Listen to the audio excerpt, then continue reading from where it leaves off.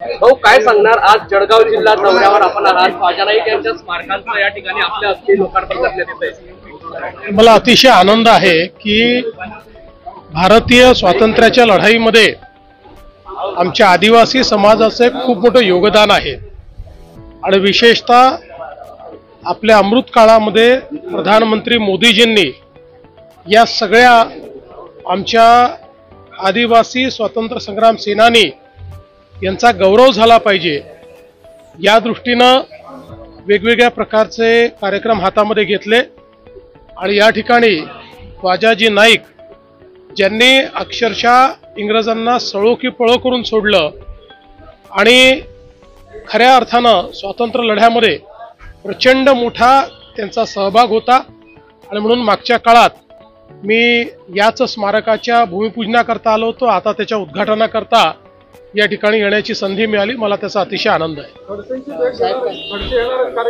मला माहिती नाही। शिवसेनेचा ब्रँड कशाला आले तर तुमचं नामनिशाण भेटून टाकेल, येताना ॲम्ब्युलन्स घेऊन जाताना नावे होऊन झाला उद्धव ठाकरे बोल बचन भैरवी मी उत्तर देत नाही।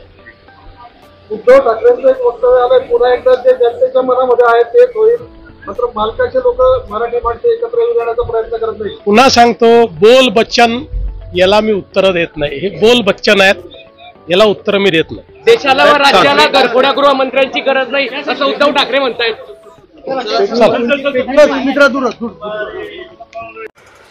नवीन घडामोडी पाहण्यासाठी आजच आम्ही मुंबईकर 24 तासला लाईक करा, सबस्क्राईब करा आणि अपडेट रहा।